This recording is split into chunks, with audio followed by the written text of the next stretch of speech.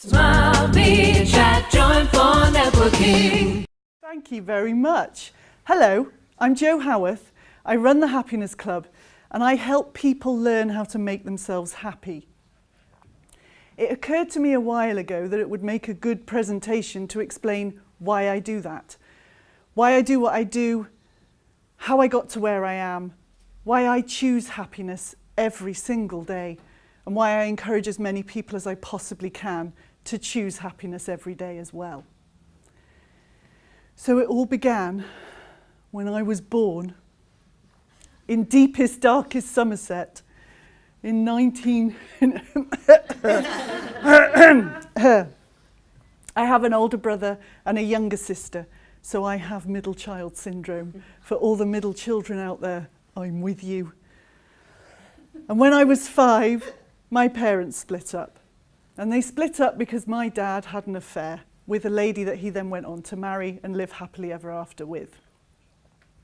My mum also moved on and took a new partner who had actually been her childhood sweetheart. But the intervening years hadn't been so kind to this gentleman, and he'd become an alcoholic. So the key emotions of my childhood were fear, hate, anger, bitterness, guilt, all those really good, strong, negative ones. And I became a painfully shy child. For those of you who know me now, that is hard to believe, but I was a painfully shy child. I wouldn't say boo to a goose. And I learnt very quickly how to walk on eggshells. Don't get me wrong, we had happy times, we were a family. But you never 100% fully relaxed into anything because you didn't know what was coming around the corner next. And so I learned how to walk on eggshells and I became very good at it. And I very much found my happiness at the time, throughout my childhood, in friendships at school. So where all my friends were moaning and groaning about having to go to school, I couldn't wait to get to school in the morning and I didn't really want to go home at the end of the day. We fast forward quite a few years to when I was about 17 or 18, and I was faced with that choice of whether to go to university or not. For me, it was an absolute no-brainer because I was getting the hell out of Dodge. And I found myself faced with a choice between Cardiff University and Liverpool. And being a very sensible girl, because I was very sensible, because I believed that I needed to be perfect. I believed if I did everything right and perfectly, then life would be good. Except life still wasn't good. I just believed I hadn't done it perfectly enough. So I was very sensible, and I decided I needed to go and see both places before I made the choice. So I went to Cardiff University on a beautiful sunny day. I listened to a lecture by the psychology department because at the time I wanted to be an educational psychologist and help unhappy children, obviously. And the course was perfect, the campus was beautiful. I came away very, very confident that I would be going to Cardiff University. And the following week I got on a train up to Liverpool and I stepped off the train onto Liverpool Lime Street platform and I literally felt like I had been smacked in the face with pure atmosphere, pure vibes. I knew instantly that this was where I was coming. I hadn't seen the campus, I hadn't heard a word about the course, I hadn't spoken to a person. I just knew that this was where I was coming. And a year later, I packed up my life and I moved to Liverpool, and I've lived there ever since. And once again, I found my happiness in friendships at university. So at the age of 21, I found myself living in a house with 8 other girls, which is a whole other story in itself. And I received a phone call from my mum, and she was devastated. She was devastated because my stepdad, they had never got married, but I called him my stepdad. My stepdad had been a naughty boy for about the millionth time in their relationship.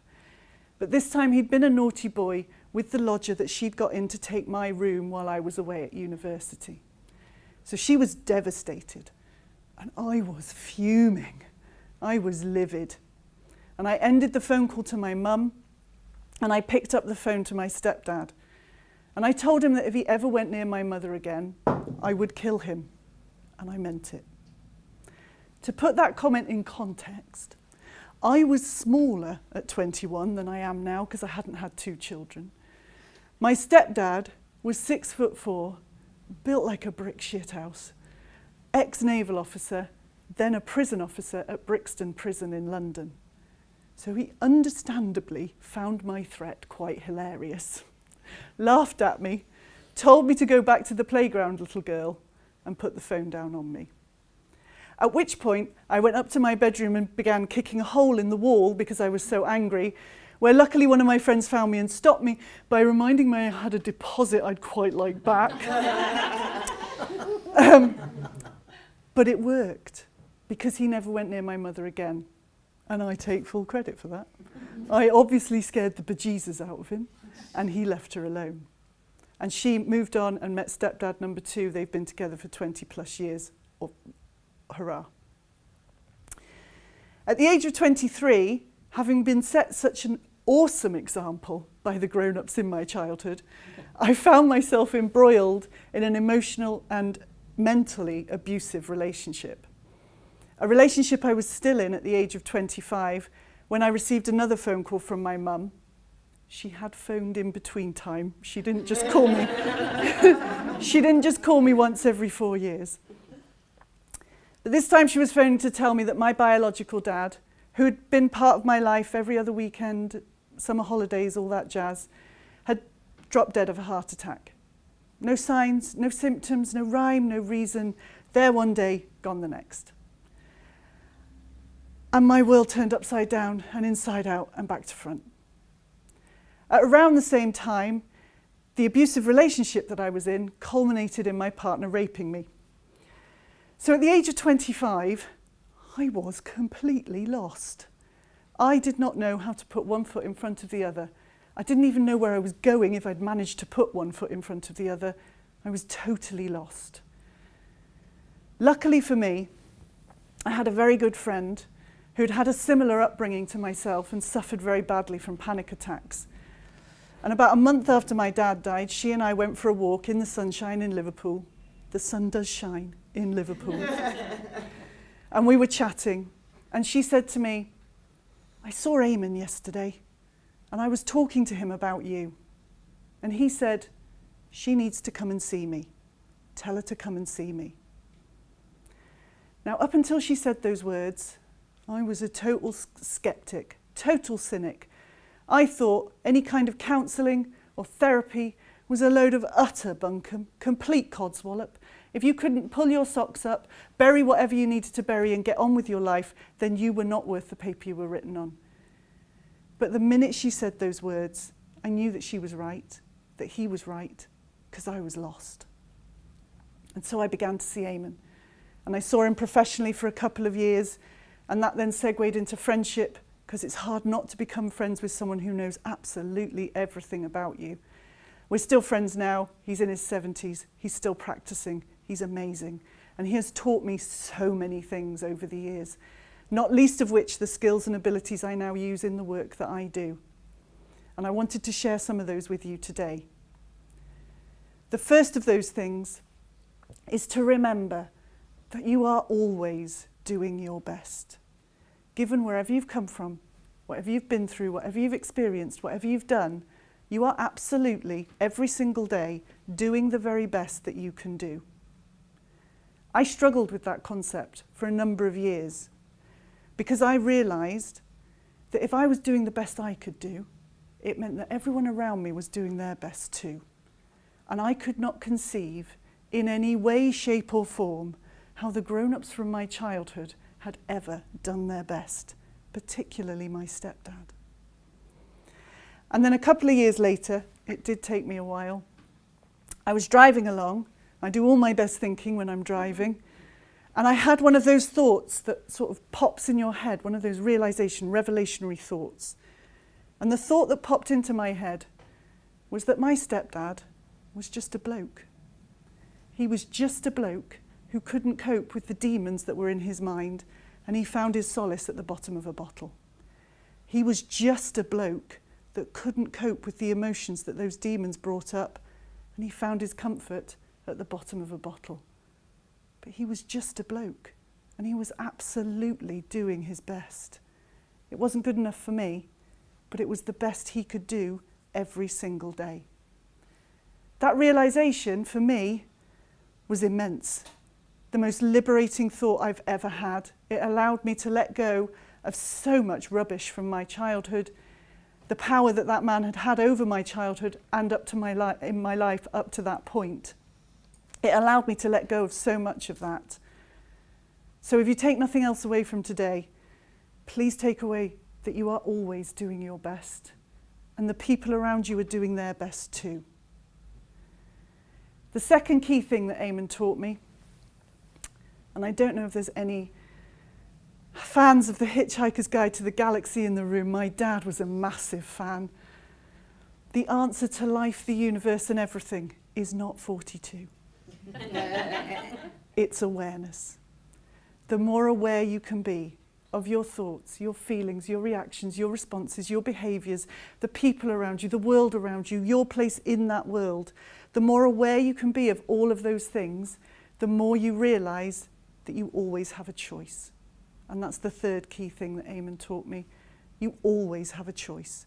Even when you find yourself in a situation where you feel like you don't have a choice, you absolutely have a choice. And that's why I choose happiness every single day.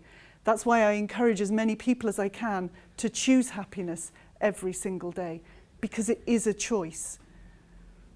And I want to teach you now one of the tools that I use every day to help me choose happiness every day. It's an appreciation exercise. It's an absolute doozy. I teach it to anyone that will listen to me talk for more than 5 minutes. Today, that's you. It's called the GLAD exercise. And what you do is you sit down at the end of your day and you reflect back over that particular day. And the rules are, because there are always rules, that you have to find at least 5 things from that day to be glad about or grateful for. And you'll have days where they trip off your tongue. If you've got more than 5, say more than 5. If you've got 10 or 20 or a million, say 10 or 20 or a million. The preference is to verbalise them, say them out loud, because it goes in here deeper. You are thinking it, you are saying it, you are hearing it, goes in here deeper. If you feel a bit of a nana saying them out loud, get your families involved, get the people you live with involved. Removes the nana factor beautifully. If that doesn't work for you, the next best thing you can do is write them down. Again, you're thinking them, you're writing them, you're seeing them, has more impact in here. And as I say, you'll have days where they trip off your tongue. If you've got more than 5, say more than 5, keep going.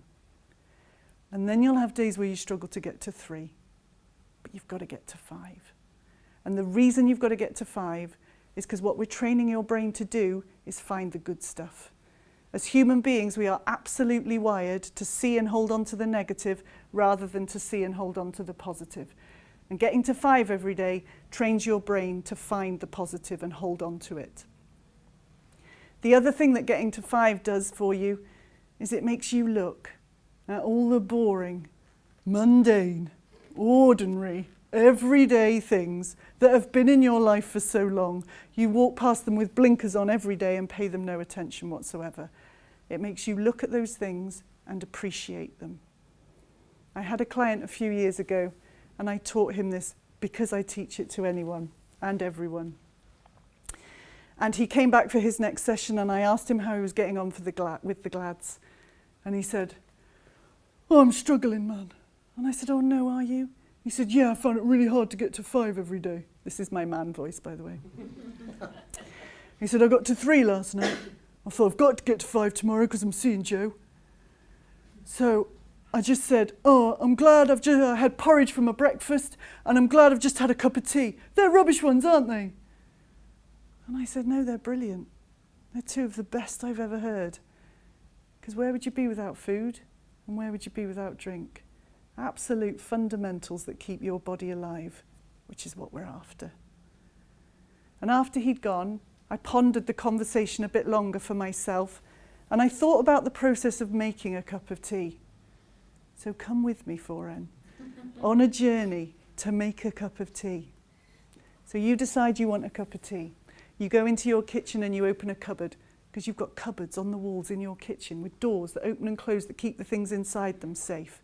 You open a door and you take out a mug. A mug that someone else has made with their skill and talent and ability and sold to a shop that you've gone in with the money that you earn doing whatever it is you do and decided you like that mug enough to buy it and bring it home and put it in your cupboard with the door that opens and closes to keep it safe. You take that mug out and you put it on the side. And you open another cupboard and you take out a tea bag, a square or a circle full of tea that someone else has grown or picked and harvested and packaged up into that square or circle so that all you have to do is take it out the packet and put it into your mug. And then you pick your kettle up and you go over to the sink and you do that. And water comes out. Someone has arranged it so that all these pipes and things come into your house at this exact point so that all you have to do is that, and fresh, clean, amazing, life-giving water comes out of that tap so that you can fill your kettle. You fill your kettle and when it's full, you do that again and the water stops so your house doesn't flood. Brilliant. And you pick your kettle up and you take it over and you plug it in and you press a button. And someone else has arranged it so that all these wires and things come into your house at this exact point so that all you have to do is press a button and it makes that water hot. Not only does it make it hot, it makes it the perfect temperature to make yourself a cup of tea with. Not only does it make it the perfect temperature, it stops itself when it gets there and it tells you that it's done it. So that all you have to do is pick that kettle up and pour that boiling hot water onto that tea bag in that mug to make yourself a drink that sustains your body and keeps you alive. I find that entire process astounding, absolutely amazing, that we as human beings have the creativity and the intelligence and the innovation and the ability to make something so complicated, so simple. And we pay it no attention whatsoever. We just have a cup of tea. Do you fancy a cup? Should we have a cup of tea? Let's have a cup of tea. If you play the GLAD exercise consistently and constantly, that is how you start to see everything around you. And I promise it will blow your mind. This world blows my mind on a daily basis, on an hourly basis. So that's why I do what I do. That's how I got to where I am. That's how I choose happiness every day. That's why I encourage as many people as I possibly can to choose happiness every day. And I hope I've encouraged you to choose happiness as well. Thank you. Smile, be chat, join for networking.